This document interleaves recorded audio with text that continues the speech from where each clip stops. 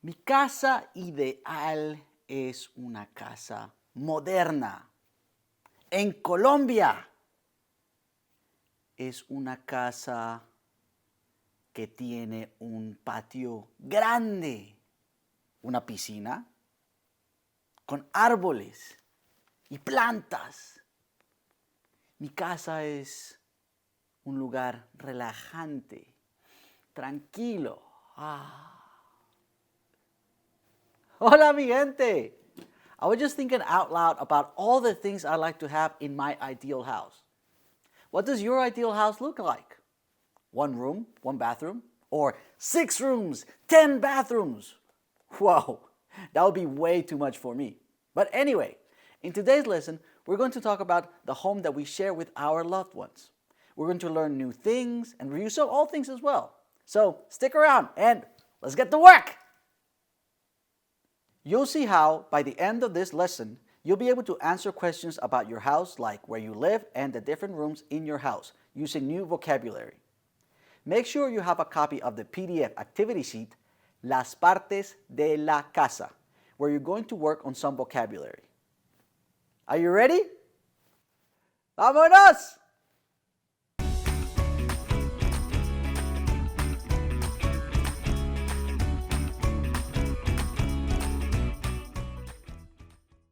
Like I said, I'm going to show you how to answer several questions about your house. The first is, ¿Donde vives? Where do you live? To answer this question, you're going to use the verb vivir, which means to live. Notice that vivir ends in IR, so it is an IR verb, and it has to be conjugated just like AR verbs. But the endings we use are slightly different. Let's see the variations of vivir, which are yo vivo, tú vives, él, ella vive, nosotros vivimos, ustedes viven, ellos, ellas viven. So you could say, for example, vivo en un apartamento. If you live in a traditional house, you would say, vivo en una casa. If your family lives on the road in a mobile home, then you could say that mi familia y yo vivimos en un tráiler. Let's repeat all of these statements together. Vivo en un apartamento. Vivo en una casa. Mi familia y yo vivimos en un tráiler. Notice that I say vivo and not vivo. That is because the letters B and V are pronounced exactly the same in Spanish. And that's why at the beginning of every lesson you hear me say, are you ready?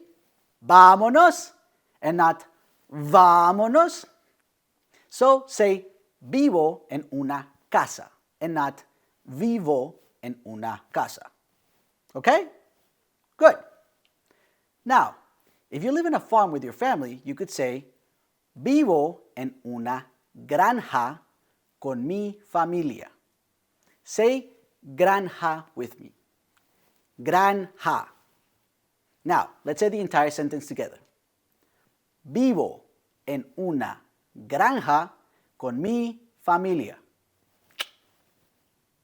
And if you live in a cabin with your family, then you could say, mi familia y yo vivimos en una cabaña. Again, repeat it with me. Mi familia y yo vivimos en una cabaña. Good. So, let me ask you again. ¿Dónde vives? Pause the video and answer the question with the option that applies to you and your family.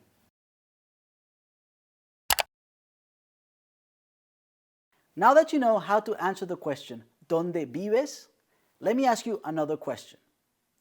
¿Qué hay en tu casa? ¿Qué hay en tu casa? Can you try to remember what I means?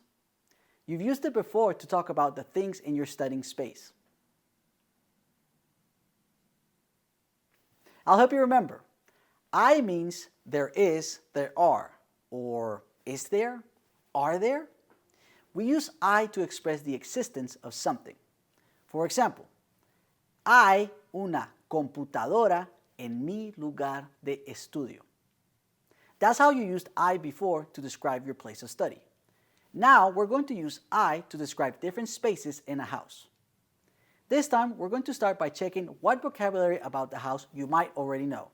So get your PDF activity sheet, Las partes de la casa. There you have an image of a house floor plan. I'm going to show you some words, and you're going to label as many spaces in the house as you can with the words that you recognize. Don't worry if you only recognize a couple of the words, or none at all. I'm still going to help you. I just want you to check how much you may already know. Okay? Let's do this. Here are the words. Now pause the video and label the house. I suggest that you use a pencil in case you need to make corrections later.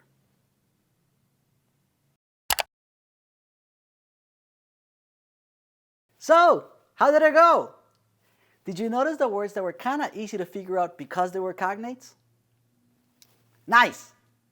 Now, let's go over the different spaces in a house and you can check your answers as I speak. ¿Qué hay en tu casa? En mi casa hay una entrada.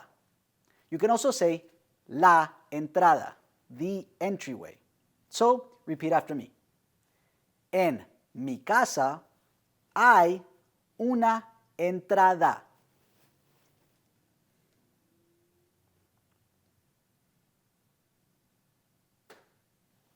Good job.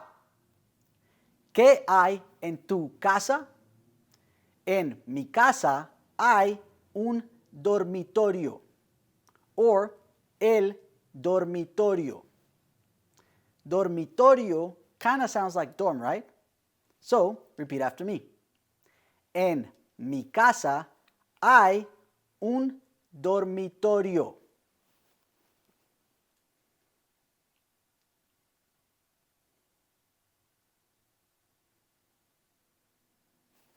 Great job!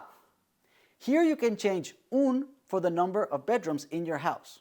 For example, en mi casa hay 4 dormitorios. Now, tell me, how many dormitorios are there in this apartment? Start with, en el apartamento hay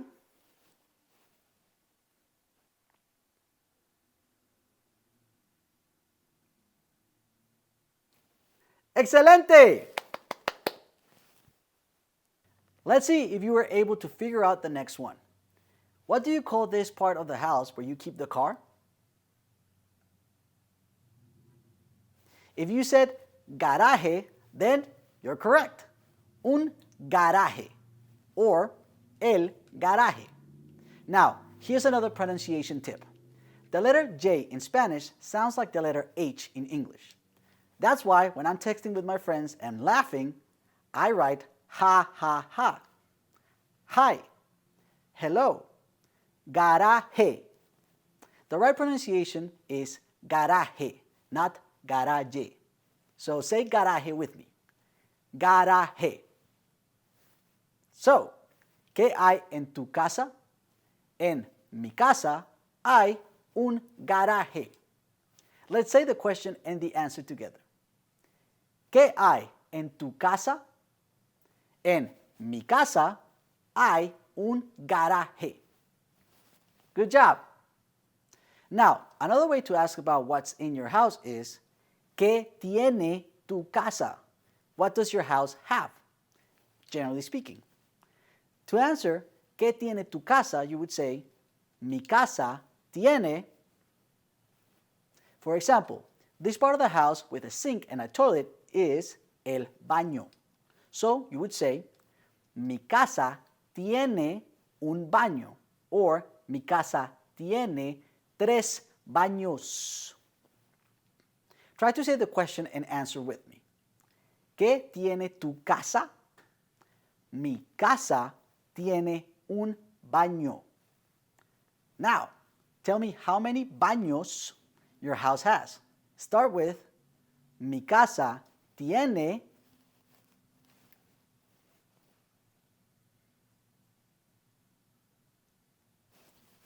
Excellent! The next room is the heart of the home. Which room do you think it is? Correct! The kitchen. La cocina. Una cocina. ¿Qué tiene tu casa? Mi casa tiene una cocina. Let's say it together. ¿Qué tiene tu casa? Mi casa tiene una cocina. Cocina, kitchen. It's related to cocinar, to cook. For example, I can say, mi papá cocina en la cocina. Same word, different meaning. My dad cooks in the kitchen. You will need to use this context of the conversation in order to know which one is kitchen and which one is to cook. Now, usually, near the kitchen, there is a place where you sit to eat with your family.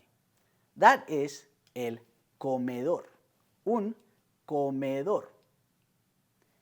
Mi casa tiene un comedor. Now you say it.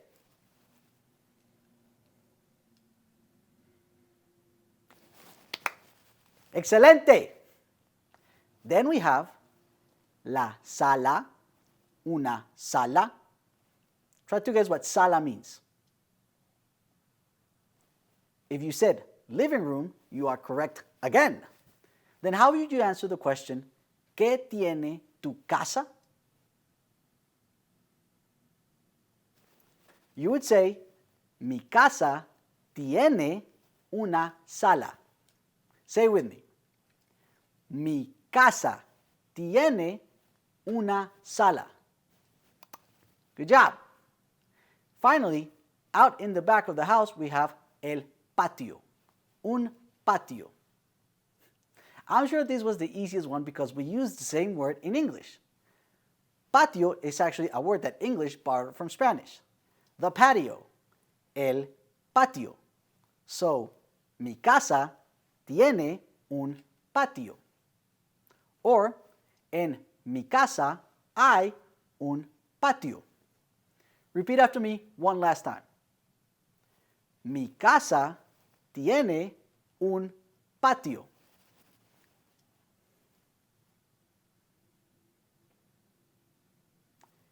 En mi casa hay un patio.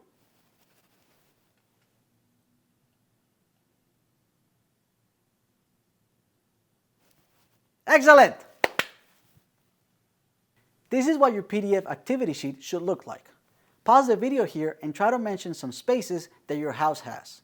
You can use en mi casa hay or mi casa tiene.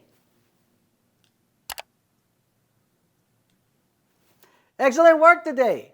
I know how important your home is to you, and I'm so glad that you can now say something about it in Spanish. Let's see what you learned today.